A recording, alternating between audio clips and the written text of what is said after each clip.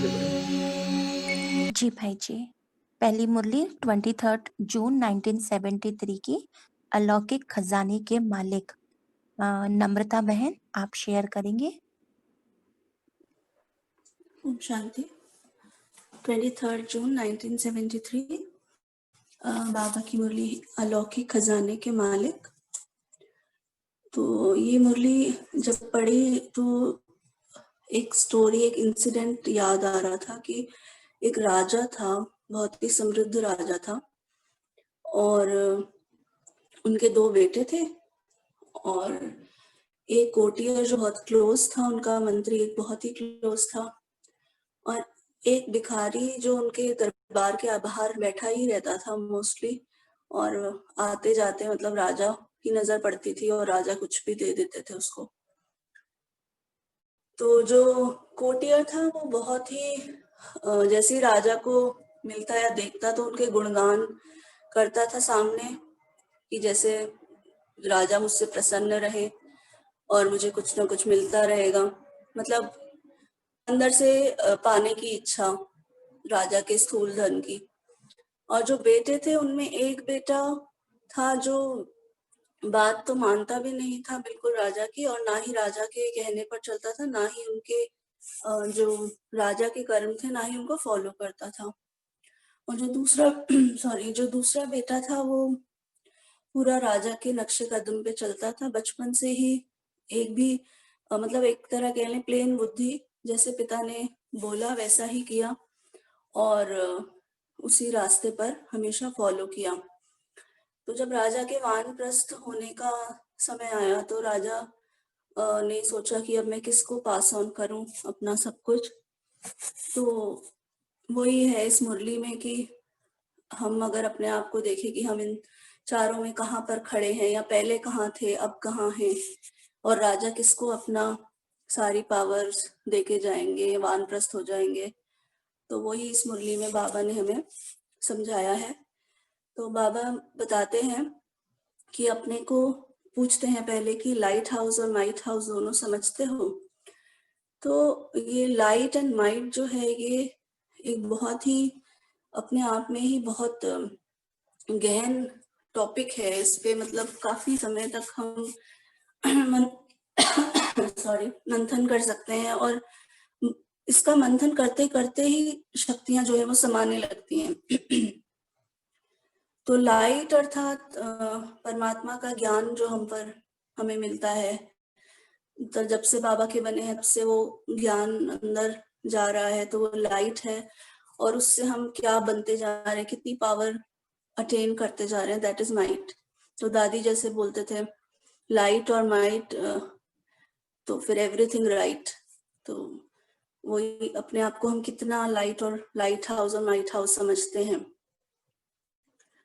फिर बाबा आगे बताते हैं कि अपने को जैसे बोलते हो तुम स्वमान लिया है, मास्टर सर्वशक्तिवान हो।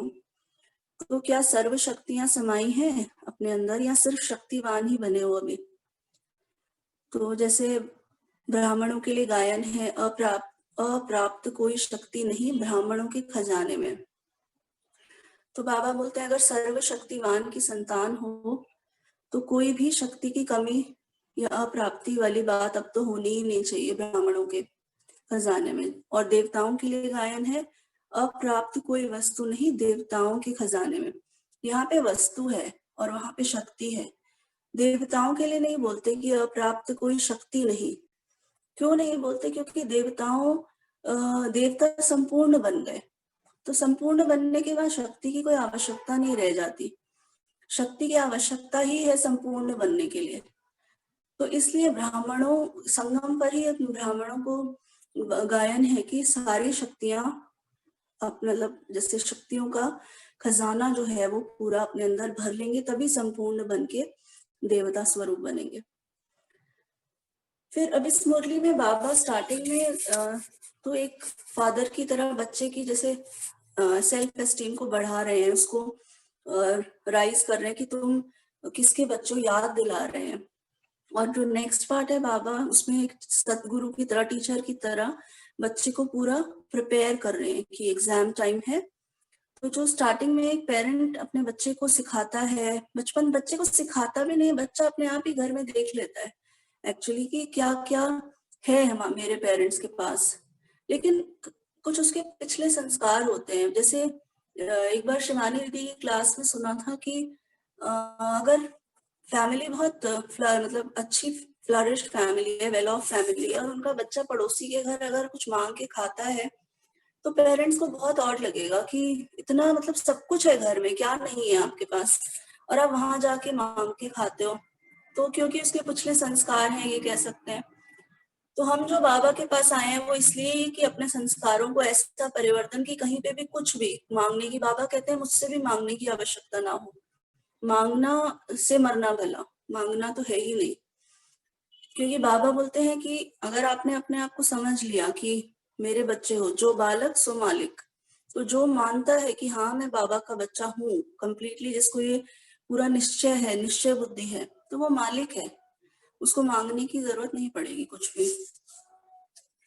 फिर बाबा मतलब जैसे बच्चों को एग्जाम्पल्स देके समझा रहे हैं अपने बच्चों को कि देखो तुम्हारे पास क्या क्या नहीं है। तो इसमें बाबा ने बताया है एग्जाम्पल कि जैसे कोई खजाने का मालिक होगा, कोई है पर्सन जिसका बहुत बड़ा ट्रेजर है, तो वो कभी भी ऐसे अपनी इनकेपेबिलिटी शो नहीं करेगा कि भाई मैं तो अपने खजाने को नहीं संभाल पाऊंगा, या मतलब कौन संभालेगा मेरे खजाने को, इसको कैसे सारा मैं इसका यूज कैसे करूंगा। तो बाबा बोलते हैं कि वो खजाने का मालिक तो ऐसे क्वेश्चंस कभी नहीं करेगा, बल्कि वो तो इतना पावरफुल होगा। और दूसरा वो हमेशा उसको होगा कि मैं इसको प्रोटेक्ट कैसे करूं, तो वो अपने खजाने को प्रोटेक्शन देने की हमेशा हर कोशिश उसकी प्रोटेक्शन देने की होगी। तो उसी तरह आप भी मालिक हो खजाने के, तो आपकी भी हमेशा एक यही कोशिश रहनी चाहिए कि जो खजाना बाबा से मिला है उसको प्रिजर्व करना है, उसको यूज भी करना है और पास ऑन भी करना है। फिर बाबा बताते हैं कि मालिक का मतलब हमेशा मालिक, ये नहीं कि कभी मालिक कभी भिखारी, वो भी नहीं, या फिर कभी रॉयल भिखारी। रॉयल मीन्स कि मांग रहे हैं पर एक बड़े अच्छे तरीके अच्छे ढंग से मांग रहे हैं। जैसे वो भक्ति में दिखाया जाता है कि आ, मतलब अपने आप को बोलते हैं कि हम निर्बल हैं और आपके चरणों की धूल है, तो मतलब अपने आप को छोटा करके फिर मांग के तो एक रॉयल भिखारीपन वाली बात आती है। तो बाबा कहते हैं यहाँ पे मतलब भक्ति वाले संस्कार तो आपके अब नहीं है। फिर बाबा नेक्स्ट बताते हैं कि अपने आप को तो जैसे आप सम्मान में लेते हो, मास्टर ज्ञान का सागर हो, आनंद के सागर, मास्टर आनंद के सागर हो, और उसके बाद ये सब संकल्प करने के बाद अगर आप बोलो कि मुझे कुछ परमात्मा से चाहिए, या फिर मतलब अपने आप को कमजोर महसूस करो, तो फिर आप स्वयं ही स्वयं की इंसल्ट कर देते हो उस समय।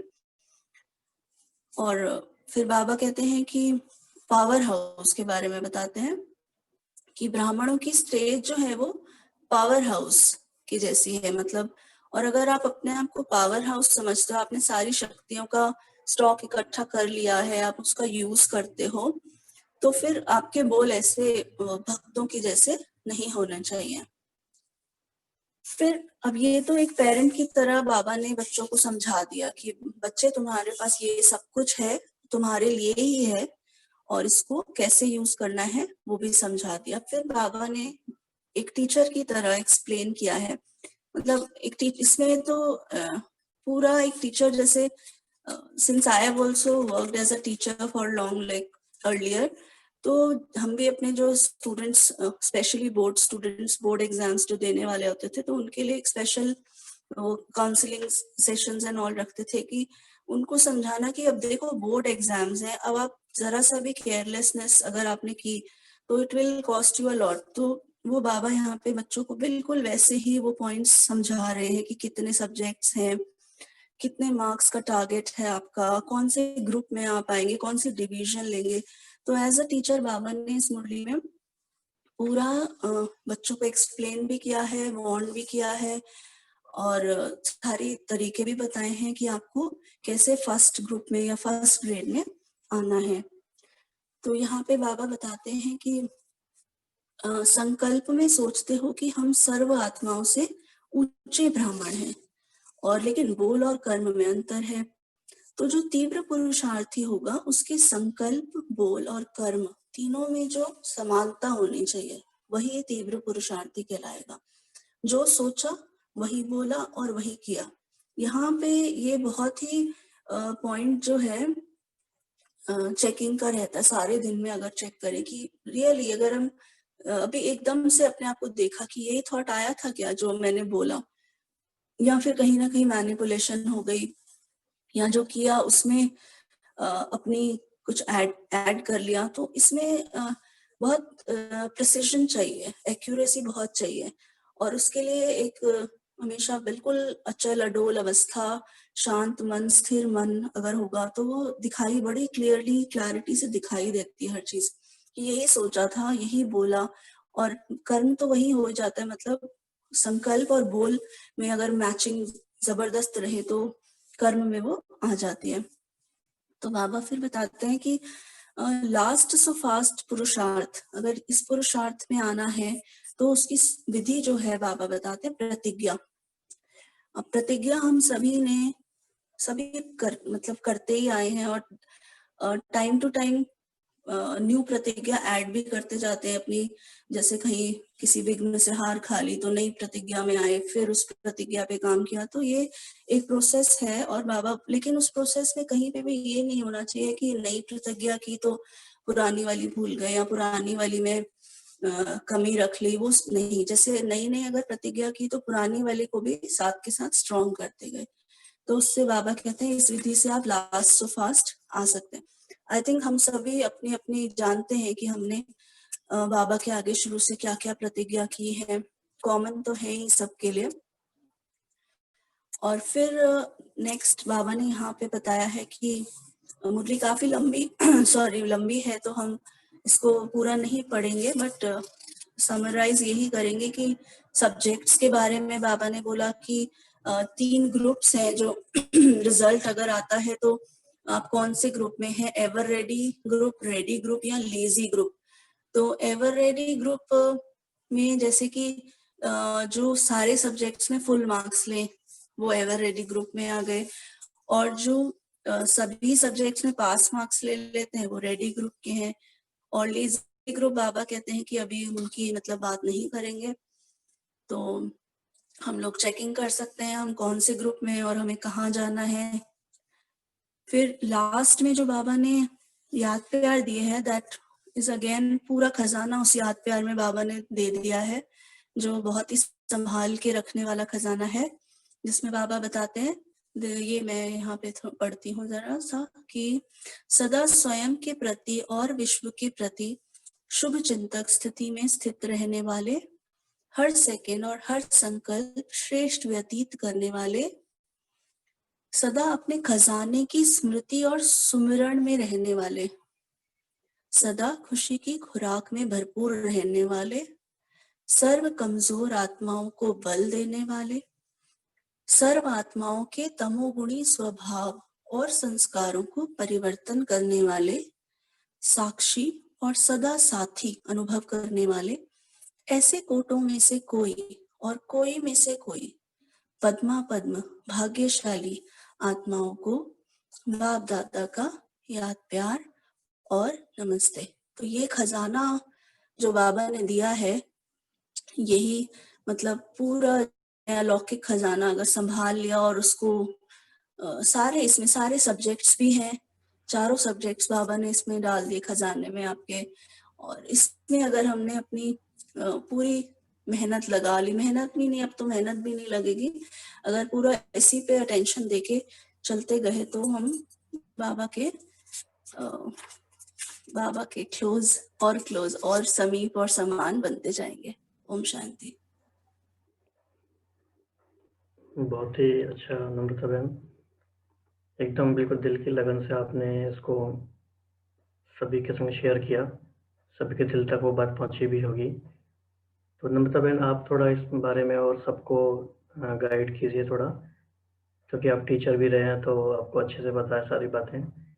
नए साल के लिए आप क्या कहना चाहोगे सारे भाई बहनों को? क्या वो करें कि उनकी प्रोग्रेस होती रहे? भाई जी, जैसे मैंने बिगनिंग में चैट में लिखा था कि पता नहीं, मुझे तो ये भी समझ नहीं आया कि इस जैसे ही ईयर स्टार्ट हुआ था तभी से एक संकल्प उठने लगा था कि ये ईयर जो है वो बेस्ट ऑफ द बेस्ट जाना चाहिए। मुझे ये नहीं समझ आ रहा था कि ऐसा क्या बेस्ट होने वाला है, लेकिन अब पता चल रहा है कि जो परिस्थितियां आनी थी उसमें अपना बेस्ट करके दिखाना था, वो बेस्ट ऑफ द बेस्ट था।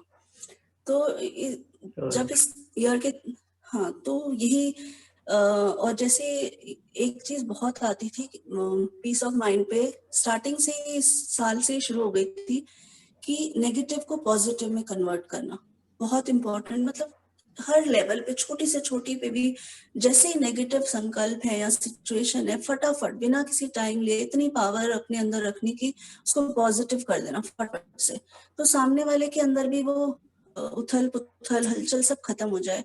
तो लगता है कि उस एक सीन में जो बाबा 4 सब्जेक्ट्स कहते हैं ना, वो वहीं पे चारों सब्जेक्ट्स आपके मतलब डेवलप हो जाते हैं, स्ट्रॉन्ग हो जाते हैं, एक एक सीन जैसे आप क्रॉस करते जाते हैं। और दूसरा कि जैसे अपने सबके इस ईयर में एक्सपीरियंसेस रहे होंगे कि हमने कितना अचीव किया, और रियली ये वाला ईयर जो रहा, और दूसरा ये ग्रुप में आने के बाद even I was not like इतना ज्यादा, मैं अव्यक्त मुरली तो मुझे पता भी नहीं होता था। इस ईयर के स्टार्टिंग में ही मैंने अव्यक्त मुरली जैसे आई थिंक टेलीग्राम ज्वाइन किया था, तो आपके ग्रुप पे ये आपकी वाली जो मुरली है प्रोजेक्ट वाली वो सुनना स्टार्ट किया था। उसके बाद हम इस ग्रुप से जुड़े, तो यही ईयर रहा जिसमें कि पिछले कई सालों की जितनी भी कसर थी वो हमने, जितनी केयरलेसनेस थी वो सारी पूरी हो गई। तो अब बाय द एंड जो हम सोचते हैं कि जितना भी अचीव किया है उसको अब अपने से बाहर यूज करने का, नेक्स्ट ईयर का बाबा के आगे ये टारगेट है कि उसको बाहर यूज करें। बस इतना ही कहेंगे। ओम शांति। बिल्कुल, बहुत बहुत धन्यवाद। ठीक है, राखी बहन, फिर नेक्स्ट लेते हैं। नेक्स्ट मुरली 28/6/73 की रश्मि बहन, रश्मि सरिया बहन, आप सुनाइए। हाँ जी। ओम शांति भाई जी। ओम शांति दीदी। जैसे बाबा ने इस मुरली का जो टाइटल है वो योग युक्त होने से स्वतः युक्ति युक्त संकल्प बोल और कर्म होंगे। तो इसमें बाबा ने जैसे सबसे पहले हम लोगों को जैसे एक मिलिट्री में मार्शल ऑर्डर करते हैं, तो 1 सेकेंड में जहाँ हो जैसे हो वहाँ ही खड़े हो जाओ। तो इसी प्रकार से बाबा कहते हैं कि हम अपने संकल्पों को और बुद्धि योग को जब चाहें, जहाँ चाहें और जितनी देर चाहें उतना लगा सकते हैं।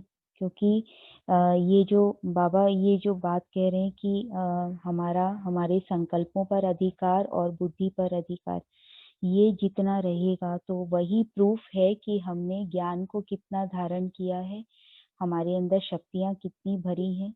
ये उसका यही प्रूफ है कि हमारे संकल्पों पर और बुद्धि पर कितना अधिकार आया है। तो बाबा कह रहे हैं कि जो इस ऑर्डर को सोचने और समझने में टाइम लगा देगा, उसका विजय का प्लान प्रैक्टिकल में नहीं आ सकेगा, निरंतर विजयी, सदा विजयी नहीं बन सकेगा। तो उसकी विशेषता जो है, विजयी बनने वाले की विशेषता यही होगी। तो किसी भी स्थूल कार्य को करते हुए या कभी हम ज्ञान के गहन मनन चिंतन में रहते हैं, तो बाबा कह रहे हैं कि उस समय अपने संकल्पों को स्टॉप करके जो विजयी बन सकता है। क्योंकि क्या होता है कि कई बार हम कोई भी स्थूल कार्य करते हैं या ज्ञान का भी मनन चिंतन करते हैं, तो हमने ऑब्जर्व किया है कि एक बहुत एंथुजियाज्म आ जाता है उस कार्य के प्रति, ऐसा उसमें इन्वॉल्व होने लगते हैं। और ऐसे समय पर अगर हम तुरंत डिटैच होके और 1 सेकंड में अपनी संकल्पों को स्टॉप कर सके, तो वहीं हमारा हम न्यारे कितने बने हैं, हम कितना स्मृति स्वरूप बने हैं, वो टेस्ट हो जाता है। फिर बाबा इसके आगे कह रहे हैं कि जैसे ये 1 सेकंड में स्टॉप करना, जैसे हम स्थूल कर्मेंद्रियों को 1 सेकंड में जैसे और जहाँ चाहे वैसे, जैसे हाथ को ऊपर करना है तो ऊपर कर सकते हैं, नीचे करना है नीचे कर सकते हैं, लेकिन ऐसा ही अधिकार हमको बुद्धि के और संकल्प के ऊपर भी बना है, आया है। तो ये प्रूफ है कि हमारे में शक्तियाँ कितनी जमा हुई हैं। तो और इसमें शक्तियों को जमा करने में जो मतलब हमको अटेंशन देना है वो केवल यही नहीं कि हमने योग कितना लगाया है, लेकिन हम अभ्यासी, ये जो बीच बीच में अपने संकल्पों को रोक के और जो स्टॉप करके और उस समय हम कितना सक्सेसफुल हो पाते हैं, इसका भी अभ्यास हमको बार बार करना है। क्योंकि बाबा इसमें आगे हमको एक एग्जाम्पल दे रहे हैं कि जैसे ड्राइविंग लाइसेंस किसी को देते हैं, तो लाइसेंस उसको दिया जाता है जिसका लाइसेंस एक प्रूफ है कि ये व्यक्ति गाड़ी चलाने के योग्य है। तो इसी प्रकार से हम अपने मन बुद्धि को चलाने के योग्य, इसको कब ऐसा हमको सर्टिफिकेट कब मिलेगा, जब हम बुद्धि को चलाने और ठहराने की प्रैक्टिस, मतलब हमारी बुद्धि चल भी रही है जितना समय हम चलाना चाहें, और जब हमको ठहराना है तब हम तुरंत ठहरा सकें, ऐसी हमारे अंदर योग्यता आ जानी चाहिए। उसी को बाबा कह रहे हैं कमाल कहेंगे। तो बाबा कह रहे हैं कि निरंतर विजयी वही है जिसके युक्ति युक्त संकल्प, युक्ति युक्त बोल और युक्ति युक्त कर्म है।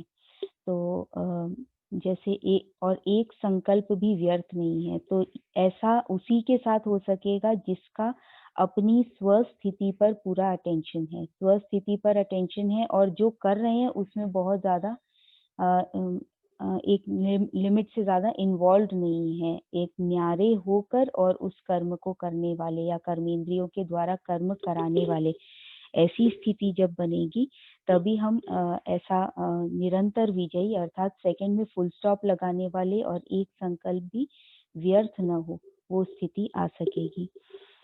तो मैं ऐसे ही देख रही थी कि एक सेकंड में स्टॉप करने के लिए हमको किस प्रकार की हमारी स्थिति होनी चाहिए। तो उसमें मैंने देखा कि बाबा ने पहले की मुरलियों में ये बताया है कि अव्यक्त स्थिति जिस आत्मा की बनेगी, वो संकल्पों को ब्रेक देने और मोड़ने की शक्ति उसमें आ जाएगी। तो मास्टर सर्वशक्तिवान और स्वराज्य अधिकारी की सीट पर जो विराजमान आत्मा होगी, वो भी संकल्पों को ब्रेक देने के लिए मतलब उतनी शक्तिशाली हो जाएगी। और इसमें हमारी इच्छा मात्रम अविद्या की स्थिति भी बहुत हेल्प करती है कि हमारी अगर स्थूल और सूक्ष्म आसक्तियां न हो और संपूर्ण ट्रस्टी अगर हम हो तो भी हमको बहुत हेल्प मिलती है। तो और निश्चय बुद्धि आत्मा तो सदा विजयी है ही। तो अभी फिर आगे मुरली में बाबा ने कहा कि अभी ऐसा समय आ रहा है जो सारे भंबोर को आग लगेगी। तो आगे आने वाली जो इमरजेंसी सिचुएशंस हैं उसमें हमको क्या क्या तैयारी करनी है, उसके लिए बाबा ने 2 बातें बताई। पहला कर्तव्य होगा कि शांति का सबको दान देना, और अर्थात सफलता का बल देना। तो शांति का दान मतलब कोई भी ऐसी कोई बात आती है तो सबसे पहले आत्माओं को हलचल में ले आती है, तो उस हलचल से आत्माओं को शांत करना, और उसके बाद उनकी अलग अलग आवश्यकताएं होंगी जो हमको पूर्ण करनी पड़ेगी। तो वो कौन सी आवश्यकताएं हैं? वो आवश्यकताएं अलग अलग, जैसे किसी को सहन करने की शक्ति, किसी को समेटने की शक्ति, निर्णय करने की शक्ति, इस प्रकार से अलग अलग शक्तियां होंगी। और एक विशेष आवश्यकता होगी मुक्ति की। तो मुक्ति की आवश्यकता जो होगी वो आत्माएं पूर्ण कर सकेंगी जिनका लंबा काल का मुक्ति की अवस्था का अनुभव होगा। जो परम धाम में, जो बाबा हमको बार बार इशारा देते हैं कि अपने अनादि स्वरूप परम धाम में अधिक समय रहना, तो वो आत्माएं ये मुक्ति की जो आशाएं हैं आत्माओं की, वो पूरी कर सकेंगी। तो बाबा ने कहा कि जिसकी जो आशा होगी वो पूर्ण करने के लिए बाप के परिचय द्वारा अशांत आत्मा को 1 सेकंड में शांत करने की शक्ति। तो 1 सेकंड में अशांत आत्मा को शांत हम अपने स्वरूप से ही कर सकेंगे। तो उसके लिए बाबा कह रहे हैं कि इतना हमारे अंदर शक्तियों का स्टॉक होना पड़ेगा। अगर हमारे अंदर शक्तियों का स्टॉक नहीं होगा तो केवल मुख द्वारा सेवा करके हम आत्माओं को शांत नहीं कर सकेंगे, और इतना हमारे अंदर शक्तियों का स्टॉक चाहिए कि हम सारे विश्व की आत्माओं को जीवदान दे सके। तो सारे विश्व की आत्माओं को जीवदान देने के लिए हमको जैसे वॉइसलेस का वायरलेस वो तैयार करना है एक तो, और मास्टर सर्वशक्तिवान, बाप समान मास्टर सर्वशक्तिवान का वैसा स्वरूप अपना बनाते जाना है। अव्यक्त स्थिति का अधिक से अधिक अभ्यास उसी स्वरूप में स्थित होते जाना है। तो बाबा कह रहे हैं कि जिनके पास शक्तियों का स्टॉक जमा है वही विश्व की आत्माओं के बीच चमकते हुए सितारे की तरह से नजर आएंगे, वही विश्व को रोशनी देने वाले बनेंगे। तो बाबा ने आगे जो हम लोगों को अटेंशन खिंचवाया वो ये कि अमृत व इला से अपने आप को अटेंशन के पट्टे पर चलाना है कि हमारा हर कर्म, हर बोल और हर संकल्प कैसा है। तो हमारे कर्म महान और संकल्प एक भी व्यर्थ नहीं होने चाहिए। तो अगर हम बाबा के साथ अपनी स्मृतियों में स्थित हैं और बाबा का साथ हमेशा उसका अटेंशन है, तो हमारा ऑटोमेटिकली युक्त संकल्प, बोल और कर्म होंगे। तो छोटी सी मुरली है और इसमें जो इम्पोर्टेंट पॉइंट्स हैं, तो मतलब मुझे ऐसा लगता है कि जैसे इसमें जो मेन बाबा ने जो मैसेज हमको बताया है वो ये कि हमको ऐसा बनना है कि हम इतने शक्तिशाली बन सके कि हमारा अपने संकल्पों पर पूरा कंट्रोल हो और शक्तियों का स्टॉक इतना जमा हो कि सर्व को कंट्रीब्यूट कर सके, विश्व की काम आ सके। ओम शांति।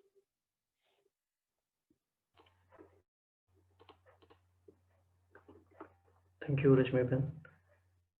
बिल्कुल, आपके सुनते सुनते ही ऐसा लगता है कि आप बिल्कुल योग में ले जा रहे हैं सबको। बहुत ही योग युक्त आपने युक्ति युक्त तरीके से इसको संपन्न किया। Thank you. ठीक है राखी बहन, अभी हम नेक्स्ट ले सकते हैं। हाँ जी, नेक्स्ट 30 जून 73 की बाबा और बच्चे। हरीश भाई जी आप शेयर करेंगे। ओम शांति भाई जी। जो 30/6/73 बाबा और बच्चे में बाबा ने हम बच्चों को और बाबा ने अपने फॉलो फादर के बारे में समझाया है। तो पहले इस मुरली के 5 कीवर्ड लेते हैं। 3 स्टेज, दूसरा बीके अर्थात ब्रह्मा कुमार कुमारियां, फॉलो फादर, सर्व शक्तियां और दर्पण। इस मुरली के सार रूप में 5 वाक्यों को के रूप में समझते हैं। पहले रूहानी पहली जो है कि उसमें 3 स्टेज बताई, जानना, मानना और चलना। दूसरा है बाप के कर्मवाद चरित्र के नाम जैसे हैं वैसे ही हमारा सरनाम ब्रह्मा कुमार ब्रह्मा कुमारियां हैं। सदा ज्ञान स्वरूप बनना ही ब्राह्मणों का धंधा है। तीसरा है फॉलो फादर करना अर्थात हर कदम पर, हर संकल्प में, अर्थात ईश्वरीय संस्कार, दिव्य स्वभाव, दिव्य दृष्टि, दिव्य वृत्ति सदा रहे। और चौथा है भविष्य का राजा बनने के लिए संगम युग पर आत्मा की सर्व शक्तियां, मन बुद्धि संस्कार को कंट्रोल कर कर्मेंद्रियों का राजा बनना है। और 5वां है राजा के पास कर्तव्य कराने के लिए सहयोगी होते हैं, वैसे ही हमारी सर्व शक्तियां सदा सहयोगी बनना ही भविष्य प्रारब्ध का दर्पण है, जिसमें हमें अपनी सूरत और सीरत को देखना है। अभी हम थोड़ा डिटेल में जाते हैं मुरली के अंदर। ये तो सार रूप में समझाया कि अगर सार रूप में समझे तो हम इस तरह भी समझ सकते हैं। तो बाबा ने इस रूहानी पहली में 3 स्टेज बताई हैं कि पहली जानना, दूसरी मानना, तीसरी चलना। इसमें हमें अपनी तीसरी स्टेज को एवर लास्टिंग अर्थात चिरस्थायी स्टेज तक कहाँ पहुंचे वो हमें कि मैं कौन हूँ। तो बाबा ने आगे बताया कि बाबा के नाम अनेक कर्तव्यों के आधार से गायन होता है, वैसे ही हम श्रेष्ठ आत्माओं का भी जब से हम शूद्र से ब्राह्मण बने हैं तब से ब्रह्मा मुख वंशावली ब्रह्मा कुमार कुमारियां सरनेम के नाम से जाना जाता है। तो बीके का एवर लास्टिंग अर्थात हर संकल्प, हर बोल, कर्म, संबंध प्रमाण शक्ति का लाभ में चलना है। शूद्रपने का अंश मात्र भी दिखाई ना दे। हरीश भाई आपकी आवाज कम हो गई है।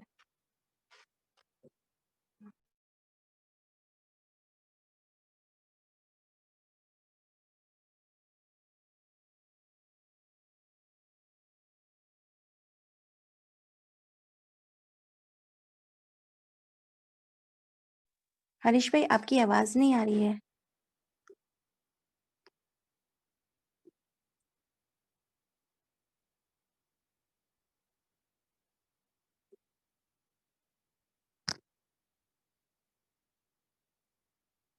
ओम शांति।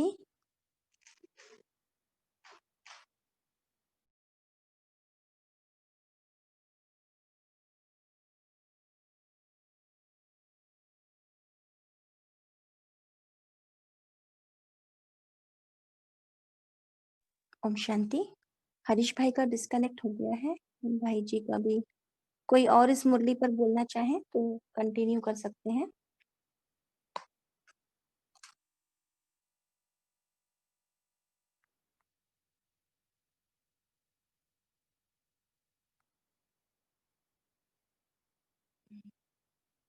कोई और बोल रहे हैं?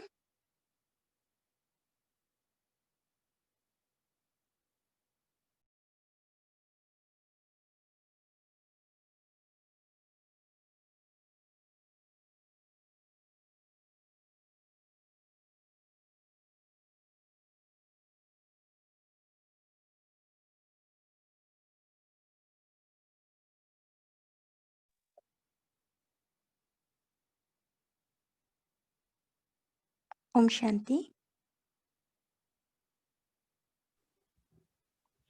ओम शांति दीदी। हाँ जी। जैसे बाबा ने इस मुरली में हमको कहा कि जो बच्चों का फर्ज, ब्राह्मण व बच्चों का फर्ज, जो बाबा ने हमको टाइटल दिया कि हमारा सरनेम ही ब्रह्मा कुमार ब्रह्मा कुमारी है, तो बच्चों का फर्ज क्या है? तो बाबा ने कहा बच्चों का फर्ज है, लायक बच्चे का फर्ज है फॉलो फादर।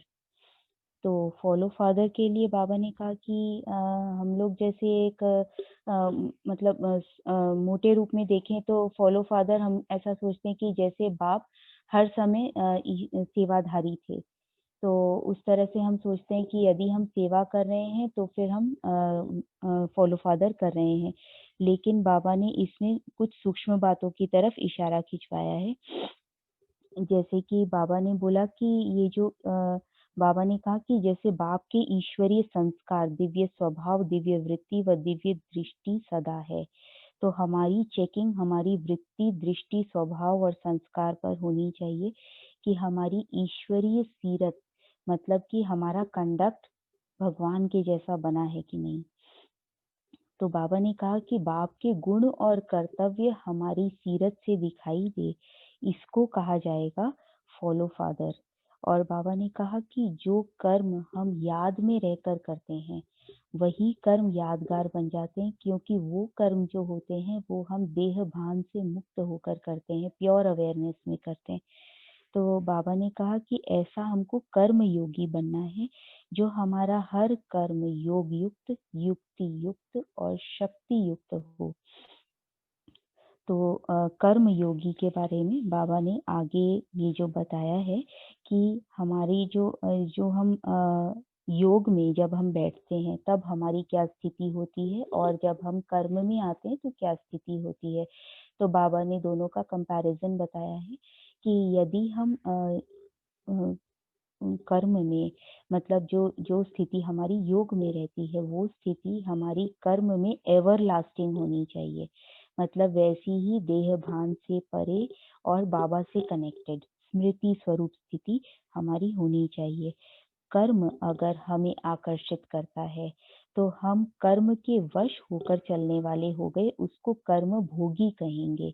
जो कर्म के भोग के वश हो जाते हैं, अर्थात कर्म के भोग भोगने में, अच्छे व बुरे में कर्म के वशीभूत, अर्थात कि कर्म अच्छा हुआ तो खुश, कर्म में कुछ ऊपर नीचे हुआ तो नाखुश या हमारी जो दिल शिकस्त हो जाते हैं। तो बाबा कह रहे हैं कि हम कर्मों के अधीन नहीं हैं, हम श्रेष्ठ स्थिति में स्थित होकर श्रेष्ठ कर्म करने वाली आत्माएं हैं। तो बाबा ने कहा कि ये अटेंशन हमको रखना है कि हम अपनी कर्मेंद्रियों द्वारा कर्म कराने वाले हैं, कर्म भोगने वाले, यानी उस कर्म से अपनी स्थिति बनाने वाले नहीं हैं। फिर आगे बाबा ने कहा कि हमारा सबसे जो इम्पोर्टेंट धंधा है वो यही है कि हमको ज्ञान स्वरूप बनना है। तो ज्ञान स्वरूप बनने का अर्थ है कि हर बात को, जो सहज ज्ञान है उसको धारण करना है, हमको उसको अपने कंडक्ट में लाना है। फिर आगे बाबा ने कहा कि ये राजयोग जो है ये राजाओं का राजा बनाने वाला योग है। तो क्या हम वास्तव में अपनी स्थूल और सूक्ष्म कर्मेंद्रियों के राजा, ऐसा हम अनुभव करते हैं अभी संगम युग पर? ये ध्यान बाबा ने इस बार जो 19 दिसंबर को जो मुरली बाबा ने चलाई, उसमें भी बाबा ने ये अटेंशन खिंचवाया कि हम आत्माएं स्वराज्य अधिकारी आत्माएं हैं। तो बाबा कह रहे हैं कि हमारे जो राजयोगी अर्थात अभी से राज्य चलाने वाले, यानी हमारे संकल्प और हमारी बुद्धि, इन पर हमारा ऐसा अधिकार हो कि हम जैसे संकल्पों को अगर स्टॉप करना चाहें या बुद्धि को अगर ऑर्डर करना चाहें कि श्रेष्ठ शुद्ध संकल्प अव्यक्त स्थिति का अनुभव करो या बीज रूप स्थिति का अनुभव करो, तो वो हमको हो रहा है क्या? अगर हमारा ऐसा कंट्रोल होगा तो हमको सर्वश्रेष्ठ योगी जीवन अनुभव होगा। फिर बाबा ने कहा कि जैसे हम सर्व शक्तियों द्वारा हम अपने कार्य को सहज संपन्न करते हैं या हम ऑर्डर करते हैं और शक्तियां जो हैं वो हमसे वो जैसे जिस शक्ति को हमने ऑर्डर किया तो वो शक्ति नहीं आई, कोई और दूसरी शक्ति का हमको अनुभव हुआ। इस प्रकार से ऐसा तो हमको नहीं लगता कि शक्तियां हमको धोखा दे देती हैं। तो ऐसा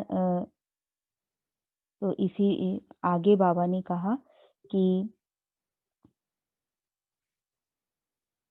हर एक संगम योगी राजा अपने राज्य कारोबार अर्थात सदा सहयोगी शक्तियों को एवर रेडी बनाकर तैयार कर सके। तो हम जो अपनी सहयोगी शक्तियों को एवर रेडी कब बना सकेंगे? जब हमारे मन और बुद्धि पर ऐसा कंट्रोल होगा कि हमारे संकल्प, बोल और कर्म बिल्कुल जैसा बाबा कह रहे हैं, बाप समान फॉलो फादर करते हुए हम वैसे संकल्प, बोल और कर्म करेंगे। क्योंकि बाबा कह रहे हैं कि राज्य कारोबार संभालने के संस्कार अब नहीं भरेंगे तो बहुत समय के लिए हम राज्य नहीं कर सकेंगे आगे के लिए। ओम शांति। ओम शांति। थैंक यू रश्मि बहन। इस मुरली में जैसे हम मुख्य देखें तो जैसे हम राज्यों को कहते हैं कि राजाओं का राजा बनाने वाला योग है, तो अब समझ में जैसे आ रहा है कि ऐसा क्यों कहते हैं। क्योंकि जैसा हम बुद्धि को डायरेक्शन दें तो बुद्धि उसी प्रमाण तुरंत काम करे 1 सेकंड में। कि बुद्धि को यदि हम शुद्ध संकल्प दें कि अभी अव्यक्त स्थिति में स्थित हो जाओ तो वो हो जाए, बीज रूप में स्थिति में स्थित करना चाहें वो हो जाए, तो वो अवस्था हमें बनानी है। अभी हमारा लक्ष्य भी यही होना चाहिए कि हर मुरली में बाबा यही कहते हैं कि क्या अभी मैं सेकंड में बोलूं कि देह से न्यारे हो जाओ तो क्या हो जाओगे, सेकंड में परम धाम पहुंच जाओगे। तो हम दिन भर में ये अभ्यास जरूर करें और यही जो लंबे काल का अभ्यास यदि बार बार का होगा कि 1 सेकंड में जो बुद्धि को संकल्प दें और बुद्धि उसमें टिक जाए, तो यही अभ्यास हमारा आगे अंत समय में काम आएगा। तो बाबा उसी के लिए तैयार कर रहे हैं कि क्या इतना कंट्रोल है अपने मन बुद्धि पर, तो इस पर हम बहुत अटेंशन दें। और यही शायद परिवर्तन शक्ति है जो कल की हम वाणी पढ़ने वाले हैं, उसमें भी बाबा ने यही कहा कि तुरंत अपने आप को परिवर्तित कर सकते हो कि कोई थॉट आया, नेगेटिव आया और उसको हम तुरंत पॉजिटिव में कन्वर्ट कर सकें, तुरंत व्यर्थ से समर्थ की ओर आ जाएं। वो अवस्था हमारी होनी चाहिए, वो रियलाइजेशन पावर, कंट्रोलिंग पावर हमारी होनी चाहिए। जी, अभी हम नेक्स्ट मुरली लेते हैं। नेक्स्ट 18 जुलाई 73 की बड़ी मुरली है। तो इसमें एक्चुअली 2 बहनें हैं, रोमा बहन और रुचि बहन, आप दोनों करेंगे। तो रोमा बहन पहले आप करेंगे। जी दीदी, ओम शांति। शांति। ये मुरली काफी हद तक 2 शब्दों के ऊपर बाबा ने थोड़ा रखा है, मेला और खेल। तो बाबा बता रहे हैं कि मेला का अर्थ होता है मिलन बनाना, जैसे आत्मा और परमात्मा का। उसमें सभी संबंध एक बाबा से हो जाते हैं और उस मिलन से सभी प्राप्तियां भी होती हैं, लेकिन वो भी 1 सेकंड में ही हो जाती हैं। तो बाबा ने बताया है कि ये प्रैक्टिकल मेला है, बाकी सब मेले इसी की यादगार है। जैसे हम जानते हैं कुंभ का मेला त्रिवेणी घाट पे इलाहाबाद में जो लगता है, तो ये सब वो प्रैक्टिकल में है, ये उसकी यादगार वहां पे मनाई जाती है स्कूल में। तो बाबा ने बताया है कि जैसे उस मेले का इससे थोड़ा कंपेयर कर रहे हैं, तो बाबा कहते हैं कि जैसे वहां पर हम कुछ दे के लेते हैं, तो बाबा कहते हैं कि उसके अगर भेंट में देखा जाए तो आप यहाँ देते क्या हो, यानी अपने विकार, कीचड़ पिट्टी, और प्राप्ति क्या हो, इतना श्रेष्ठ पद पाते हो। तो फिर बाबा ने कहा वो भी तुम कभी संभाल नहीं पाते तो तुम मुझे ही दे देते हो अपना। तो बाबा ने बोला कि सर्वेंट बना के। तो बाबा ने आगे बताया है कि वहां पे सभी प्राप्तियां होती हैं, यहाँ पे सभी प्राप्तियां होती हैं, मतलब वहां पे कुछ वो नहीं करना होता, देते क्या हो और सारी प्राप्तियां करते हो। उस मेले में गंदा बन जाते हैं, थोड़ा धूल मिट्टी जैसे चलती है, लेकिन उसके ऑपोजिट ये जो मेला होता है वो हमें स्वच्छ बनाता है, पवित्र बनाता है, आत्मा का श्रृंगार करता है और स्मृति का तिलक हमेशा लगा ही रहता है। तो बाबा ने आगे बताया है कि वहां पे भी खेल पाल होता है, तो यहाँ पर भी हमारी स्थिति जैसे डगमग होती रहती है, तो उसका भी कारण बताया है। तो उसके लिए पहले ये बताया कि क्यों होती है। जैसे उस मेले में भी बच्चे का हाथ छूट जाता है तो वो घबरा के परेशान हो जाता है। यहाँ पे भी जब हमारा बाबा के साथ हम जो मिलन लगा रखते हैं उससे किनारा कर लेते हैं, तो हम बुद्धि का हाथ और साथ छूट जाता है तो भी स्थिति डगमग हो जाती है। फिर बाबा ने मिलन का आगे और बताया है कि संस्कारों का मिलन करना होता है, बाप बच्चों का मिलन होता है और सभी संबंधों से प्राप्तियों का मिलन होता है। आगे बाबा ने बताया है कि ये सृष्टि एक रंगमंच है, ये मुख्य बात है। और बाबा ने बताया कि परीक्षाएं भी एक तरह का खेल है, सृष्टि एक खेल है और परीक्षाएं भी एक खेल है। तो उसमें हमें क्या क्या ध्यान रखना होता है, एक तो ये कि भिन्न भिन्न परीक्षाएं आएंगी, परिस्थितियां आएंगी क्योंकि खेल है। दूसरा, खेल समझोगे, खेलोगे तो परेशान नहीं रहोगे, जैसे वहां पे भी कुछ होता है तो हम हारते हैं, खेलते हैं तो कोई बात नहीं तुम जीत गए, तो इस तरह से खेल समझोगे, विघन नहीं समझोगे तो खुश रहोगे। और तीसरा है अपनी सब आत्माओं के वैरायटी संस्कार का पाठ देखते हुए भी ये समझोगे कि ड्रामा में ऐसा ही नूंद है, तो यह स्मृति रहे तो अवस्था खराब नहीं होगी, एक रस रहेगी। क्योंकि बाबा ने कहा ड्रामा का नाम ही वैरायटी ड्रामा है। बाबा ने से एग्जांपल देके क्लियर करा है कि जैसे खूने नाहक खेल होता है तो उसमें सीन भी वैसे ही आएंगे, उसमें भयानक और दर्दनाक सीन होंगे, तो ये समझकर हम खेल खेलेंगे। तो इसी तरह से इसको हम जैसे वैरायटी ड्रामा, बेहद का ड्रामा कहेंगे, तो इसमें वैरायटी एक्टर्स हैं, वैरायटी संस्कार है, तो संस्कार और स्वभाव और परिस्थितियां तो भी वैरायटी ही होंगी। तो बाबा ने यहाँ पे बहुत अच्छा पॉइंट बताया कि साक्षी होकर खेल देखो, स्मृति हमेशा साक्षी बन की रहे। तो अगर हम इसको भूल जाते हैं तो शान से परे परेशान हो जाते हैं। तो बाबा आगे बताते हैं कि सीट पर सेट होकर वैरायटी ड्रामा की स्मृति रखते हुए एक एक जो भी एक्टर्स हैं उनका पार्ट देखो तो खुश रहेंगे, मुंह से वाह निकलेगा ड्रामा वाह, खुशी में झूमते रहेंगे और अपने आप को मास्टर सर्वशक्तिमान के अनुभव करेंगे। लेकिन जैसे हम बाबा का हाथ छोड़ देते हैं, इन चीजों में फंस जाते हैं तेरे मेरे में, तो परेशान हो जाते हैं। मेले से बाहर निकलना मतलब श्रीमत का हाथ और बुद्धि योग का साथ छोड़ देना, तो परेशान होते हैं। और अगर हम नहीं छोड़ें तो हमेशा खुश रहेंगे और दूसरों का पाठ देख के साक्षी होके देखते रहेंगे। क्या देखेंगे? नंबर 1, निरंतर खुशी का अनुभव करेंगे। दूसरा, निरंतर शक्ति स्वरूपा को महसूस करेंगे कि सभी शक्तियां हमारे में हैं।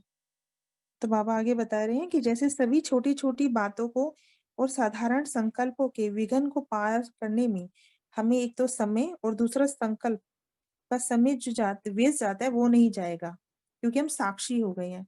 तो मास्टर रचयिता बनकर भविष्य की प्रजा और भक्तों को प्राप्त की हुई शक्तियों द्वारा हमें वरदान देने का ये समय है। तो बाबा कह रहे हैं ये देने का समय है, लेकिन अभी देते समय भी लेने को रह रहे हो, तो यानी कि भरपूर कब बनोगे? क्योंकि बाबा ने बताया है अभी अपने समय प्रति गवाना, यानी अभी अपने प्रति सारी शक्तियों का प्रयोग करना, यानी कि जो कमाया वो खा लिया, वो खर्च कर दिया, और जमा क्या करना है? सभी आत्माओं को देना है, देने का समय है ये। तो दाता वरदाता, फिर बाबा कहते हैं अगर अभी नहीं दोगे तो कब बनोगे? सभी आत्माएं आपके सामने भिखारी बन के आएंगी तो आपको उन पे रहम आएगा। बाबा ने ये सीन दिखाया है, तो तब आप उनका तड़पन देख नहीं पाएंगे। तो उसके लिए हमें अभी से अपना स्टॉक जमा करना है और उसके लिए पूरा दिन अपने पोता मिल चेक करना है। पूरे दिन में हमारी कितनी शक्तियां जमा हुई, बजट को बाबा ने बताया है। देखना है कि उसमें कितने हमारे विघ्न को दूर करने में हमने अपनी ज्ञान, शक्ति और समय को यूज किया। उसको खर्चा बोला है बाबा ने। और जो हम दूसरों के लिए हम करते हैं, वो एक बड़ा इन्वेस्टमेंट है, इतना बड़ा कि जिसमें एक देते हैं और लाख गुना पाते हैं। तो बाबा ने बताया है कि ऑल माइटी अथॉरिटी ने बच्चों को ऑर्डर दिया कि अब बचत की स्कीम बनाओ। बाबा ने यहाँ पे ऑर्डर वर्ड यूज किया है। तो ये तो बाबा की LIC पॉलिसी से भी बड़ा हो गया। अभी भी अगर कहते हैं कि लेने की इच्छा है, तो यानी कि तुम पूरी तरह से भरपूर नहीं हुए हो। तो इन सब चीजों के लिए अपने खर्चों को फुल स्टॉप लगाओ। और जैसे हम स्थूल में भी देखते हैं कि बार बार हम खर्चा करते रहते हैं, तो धीरे धीरे खर्चा करके एकदम उधारी मांगने लग जाते हैं। तो यहाँ पर निमित और बाप दादा से हम लोग मांगना शुरू कर देते हैं। तो बाबा कहते हैं अकूट खजाने के मालिक होकर भी अगर शक्ति मांग रही हो, तो उधारी मांग रही हो, तो ये उन्हीं की समझदार नहीं हो। बाबा ने बजट बनाने के बारे में बताया है, बुद्धि, वाणी और कर्म, इसका पूरी तरह से प्रोग्राम फिक्स करो और उसके हिसाब से उसको चलाओ भी। तो उसको जमा करने का तरीका है, समय है अमृत वेला। बुद्धि के प्लानिंग जो है, बुद्धि की प्लानिंग, वाणी और कर्म, इसमें क्या क्या करना है ये सब चेक करना है। और बाबा ने कहा है वो डायरी बनाओ और उसे फॉलो करना है। व्यर्थ को खत्म करने के लिए अपना प्लानिंग बुद्धि रखो, तो ऑटोमेटिकली अपने आप बचत होती जाएगी।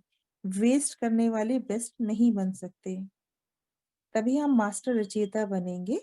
अगर अभी नहीं करेंगे तो फिर हमें रचना में, यानी हमें तब दूसरों से उम्मीद रखेंगे मांगने की। तो बाबा ने आगे बताया है, जब किसी को, जैसे एग्जाम्पल दिया है कि अगर मान लो कोई बेहोश हो जाता है तो उसको इंजेक्शन लगा के होश में लाते हैं। हम बड़े बड़े प्लान्स बनाते हैं कि हम ये करेंगे ये करेंगे, उस वक्त तो जोश में रहते हैं, लेकिन फिर कुछ समय तो करने के बाद में फिर हम, जैसे माया का वार होता है, तो बाबा ने उसके लिए इंजेक्शन बताए हैं, अटेंशन और चेकिंग। तो उसके साथ साथ अमृत वेले पावर हाउस से पावर लेते हुए चेक करना है कि कनेक्शन ठीक है या नहीं। तो बाबा ने बताया है कि अमृत वेले की इंपॉर्टेंस यहाँ पे बहुत अच्छी बताई है। जैसे नंबर 1, अगर हम आदि हमारा ठीक नहीं तो मध्य काल और अंत तो ठीक नहीं हो सकता। वही सभी सुखों को अनुभव करने का टाइम है। दूसरा है, जितना यहाँ लेट आएंगे वहां उतना लेट पहुंचेंगे, क्योंकि बाप दादा ने पहला अपॉइंटमेंट बच्चों को दिया है, बच्चों को, भक्तों को दूसरे नंबर पे दिया है। और बच्चे अगर उस लाइन में आएंगे तो फिर उन्हें वर्षा नहीं मिलेगा। तो कंपेयर के यहाँ के घंटे वहां के जन्म हो जाएंगे। बाबा ने यहाँ पे जयपुर के हठ योगी को म्यूजियम का कंपेयर किया है, जो अमृत वेले में प्रॉपरली योग नहीं लगा पाते, उसकी काफी चीजें बताई हैं। तो महत्व बताया है, इस वक्त काफी पॉइंट्स बताए हैं। तो अमृत वेले को, उस महत्व को जानकर जीवन में लाएंगे तो महान बनेंगे। ओम शांति। जी, थैंक यू रुमा बहन। वैसे बहुत सारे पॉइंट्स हो गए हैं, लेकिन फिर भी बहुत बड़ी मुरली है। रुचि बहन, आप भी शेयर कीजिएगा। जी, ओम शांति। तो हम कोशिश करेंगे कि जो कवर हो चुका है उसको नहीं दोबारा रिपीट करें, तो मेन पॉइंट्स ही शेयर करेंगे। तो इसको हम कुछ सेक्शंस में डिवाइड कर सकते हैं मुरली को। जैसे पहले मेला और खेल, फिर दूसरा जो मेन इसमें है नॉलेज बेस्ड वैरायटी ड्रामा की अंडरस्टैंडिंग, थर्ड है इम्पोर्टेंस ऑफ टाइम, और within importance of time बाबा ने रिस्पॉन्सिबिलिटी रिमाइंड कराई है। फिर बाबा ने रिस्पॉन्सिबिलिटी रिमाइंड कराते हुए कुछ फॉल्ट्स या फिर गैप्स आइडेंटिफाई किए हैं। फिर उनका रेजोल्यूशन बताया है और उसमें कवर किया है रेजोल्यूशन क्यों करना है, व्हाई, व्हेन कब करना है, और व्हाट कैसे करना है, हाउ कैसे करना है।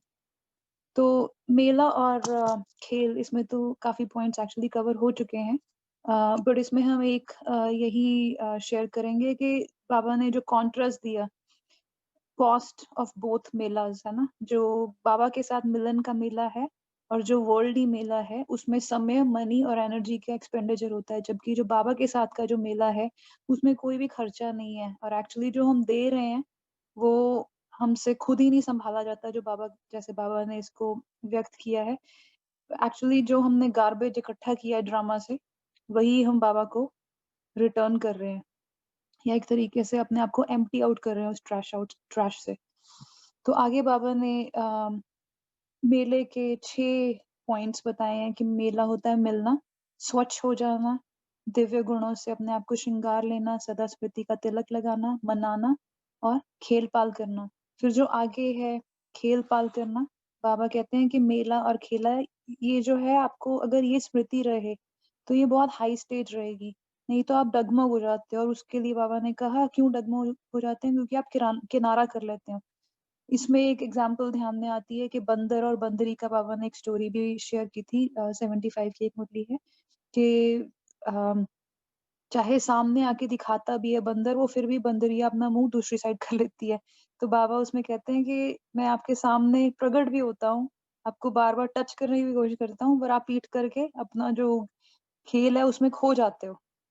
तो वो बड़ा फनी सीन लगता है, देखते हुए भी नहीं देखते, सुनते हुए भी नहीं सुनते, साइड अपने आप को किनारा कर लेते हो, और जब खेल नहीं समझते हो तो अपनी शान से स्वयं ही परे हो जाते हो।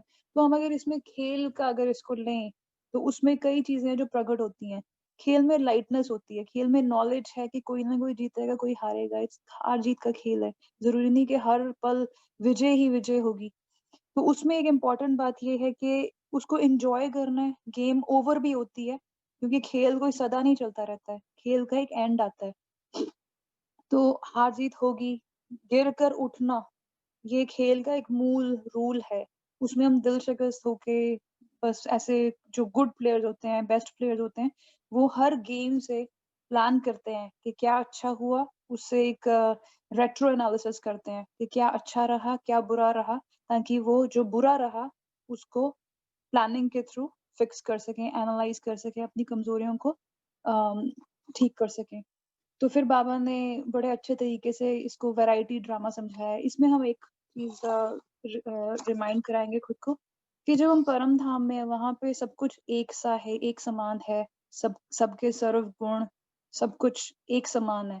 तो हमारा होल पर्पस अर्थ पे आने का यही है, ताकि हम वैरायटी के थ्रू, कॉन्ट्रास्ट के थ्रू अपने जो मूल गुण हैं उनको रियलाइज कर सके। तो बाबा कहते हैं कि जो भी ड्रामा में आता है, वैरायटी संस्कार, वैरायटी स्वभाव, वैरायटी परिस्थितियां, इसको एक खेल का नाम, आपको नॉलेज है, अगर आपको ये नॉलेज आपकी बुद्धि में रहेगी कि ये खेल चल रहा है, वैरायटी ड्रामा है, इसमें वैरायटी रहेगी, सब एक जैसे नहीं होंगे, सभी मेरे जैसे नहीं होने वाले, that is the rule of the game. तो उस हिसाब से आप थोड़ा इजी रह सकोगे। जैसे वो खूने नाहक खेल, जब आपको नॉलेज होती है कि ये टाइटल है उस खेल का, तो आपको पता है क्या एक्सपेक्ट करना है उसमें। इसी तरीके से अगर आप इसको वैरायटी ड्रामा अपनी बुद्धि में फिट कर लोगे तो आपको पता होगा कि क्या क्या इस खेल में रूल्स हैं और क्या इसमें एक्सपेक्ट करना है। तो बाबा ने इसमें कहा ये मीठा ड्रामा भी है, और मीठा हम इसको इस हिसाब से समझ सकते हैं कि हमें लगता है कि सामने वाला हमें अपोज कर रहा है, बट एक्चुअली इन रियलिटी अगर हम उस आत्मा को परम धाम में देखें, बाबा की तरह, हमारी तरह, वो भी सर्व गुणों से संपन्न आत्मा है। और उस आत्मा का कितना वो एक तरीके से हम उसको सैक्रिफाइस देखें कि उसने इस ड्रामा में हमारे लिए, हमारी प्रगति के लिए उस आत्मा ने एग्री किया कि वो हमें आगे बढ़ाने के लिए हमारी लाइफ में ये कॉन्फ्रंटेशनल या फिर एक विलन का कह सकते हैं रोल प्ले करेगी, ताकि हमारी प्रगति हो सके, हम में जो शक्तियां मर्ज हुई हैं वो इमर्ज हो सके। तो बाबा कहते हैं कि साक्षी होकर एक रस स्थिति आपकी रहेगी, साक्षी होकर इस ड्रामा को देखो, सबके पार्ट को देखो, तो आप सदा हर्षित रहेंगे। तो जैसे गेम में भी एक रेफरी होता है, तो हम कोई क्वेश्चन थोड़ा ना करते आ रहे हैं बार बार सीटी क्यों बजा रहा है, उसका जॉब है सीटी बजाना, तो उसको बजानी है।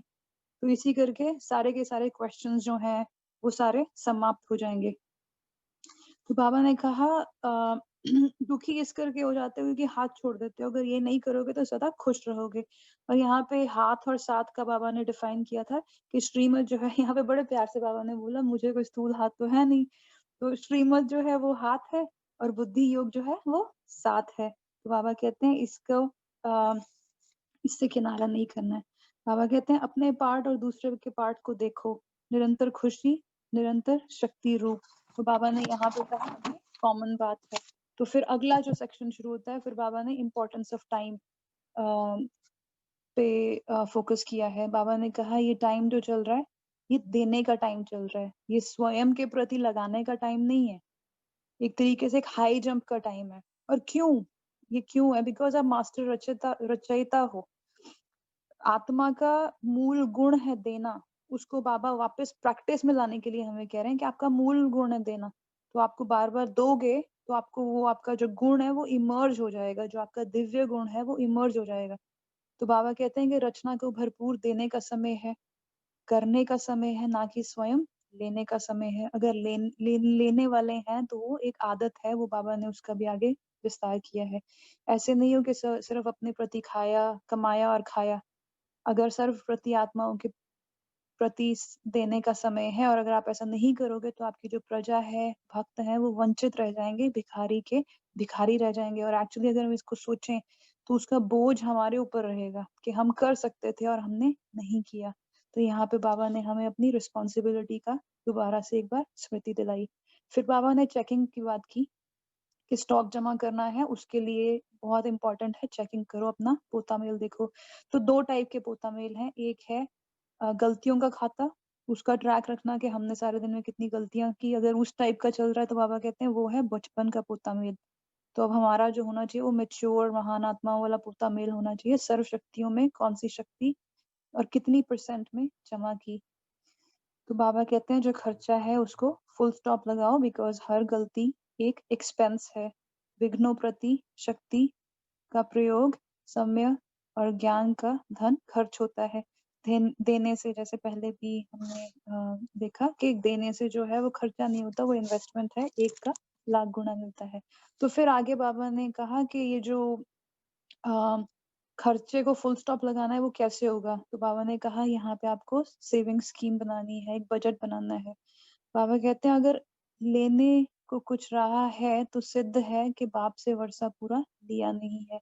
और ये कैसे हो सकता है? क्योंकि ये आत्मा की अपनी गलती के कारण है, अपनी कैपेसिटी के कारण है। अगर हमने अभी भी लेने का अगर संस्कार है किसी से, तो यहाँ पे एक बाबा ने वर्ड आदत यूज किया है कि आदत को चेक करो। क्योंकि आदत जो है वो एक हम कह सकते हैं कि 63 जन्मों से भक्ति मार्ग की आदत लेने की, कि खुद को नीचा समझना कि हम तो कर ही नहीं सकते, और दूसरे जो एक्स्ट्रा जिनके पास है या जिनकी कैपेसिटी है वही हमें बस दे दें तो हम अपना गुजारा चला लें।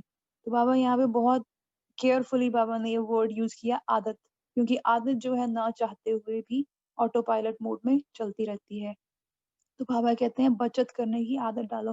और एक्चुअली हम इसको अगर स्थूल में भी देखें, कई बार हम लौकिक में देखते हैं, कई जो आत्माएं होती हैं उनका आदत होती है, एक संस्कार होता है कि जितना उनके हाथ में आया उसको खर्चा करके खा पी के खत्म। और कुछ होते हैं जिनको सेविंग करनी, उनको प्लानिंग करनी कि इतना है हमें इतना ही यूज करना है क्योंकि हमारी नीड ही इतनी है। तो ये एक आदत की बात है। तो ये आदत जो है अगर लौकिक से नहीं निकली हुई तो ये अलौकिक में भी कंटिन्यू कर सकती है किसी ना किसी रूप में, और एक ये रूप है जिसमें बाबा बता रहे हैं। तो बाबा कहते हैं बचत करने की आदत रखो। जो भिखारी होंगे शक्ति खर्च होगी, उधार लेने की आदत होगी, एक तरीके से हम भिखारीपन ही इसको समझेंगे या उधार लेने की आदत समझेंगे कि उनके बस दूसरों की तरफ ही नजर रहेगी कि फलाना हमें दे दे, फलाना हमें सकाश दे दे तो हमें शक्ति आ जाए, हमारा गुजारा चल जाए, दीदी दादी कुछ दे देवे। तो बाबा कहते हैं आपको इस ऐसे टाइम के लिए अगर ऐसा कभी हो भी रहा है तो इसका मतलब आपके अंदर इस स्मृति का नशा कम है कि हम किसके बच्चे हैं, अकूट खजाने के खजानों के मालिक के बच्चे हैं। तो बालक सो मालिक। तो बाबा ने फिर आगे जो है वो ऑटोमेटिकली जमा करने की अब युक्ति बताई है। तो पहले प्रॉब्लम बता दी कि वाई आपकी रिस्पॉन्सिबिलिटी क्या है, और अगर कमी है तो वो वाई वो कमी है, क्यों है वो कमी, क्योंकि आदतें थोड़ी खराब हैं, प्लानिंग ठीक से नहीं कर रहे हो। तो अब यहाँ पे बाबा उसका रेजोल्यूशन बता रहे हैं कि कैसे उसको करना है। तो ऑटोमेटिकली जमा करने की युक्ति, तो यहाँ पे बाबा ने कहा कि बुद्धि वाणी कर्म सभी का प्रोग्राम फिक्स करो, एक बजट हो कि इतना समय इस पर खर्चा करेंगे, ये फिक्स हो, फिक्सेशन के अनुसार खर्चा हो। तो बाबा ने यहाँ पे लौकिक के भी एग्जांपल्स दिए गवर्नमेंट के।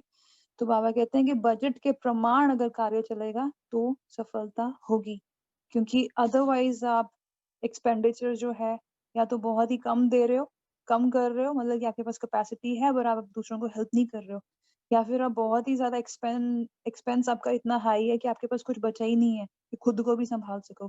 तो बाबा ने टाइम बताया कि अब किस टाइम पे इसको बजट को फिक्स करना है। तो बाबा कहते हैं अमृत वेले के समय पे, बिकॉज वो महान समय है, उस समय की महत्वता को समझकर बुद्धि, वाणी और कर्म का प्लान बनाओ।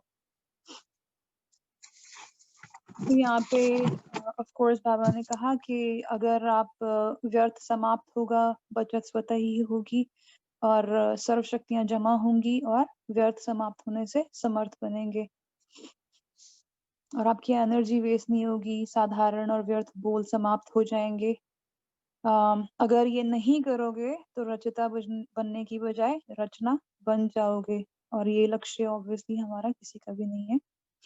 तो बाबा कहते हैं कि अपना नियम मजबूत करो, नियम बनाते हो बट उसको बार बार रिवाइज करना है। अमृत वेले पावर हाउस से इंजेक्शन लेना है फुल पावर्स का। तो बाबा कहते हैं ये सबसे बड़ा इंजेक्शन है अमृत वेले पावर हाउस से तरीके से कनेक्ट होके, और कनेक्शन लूज है, टाइट है, करेक्ट है, उसका भी बाबा ने चेकिंग का बताया कि प्राप्तियों का और शक्तियों का अनुभव होगा।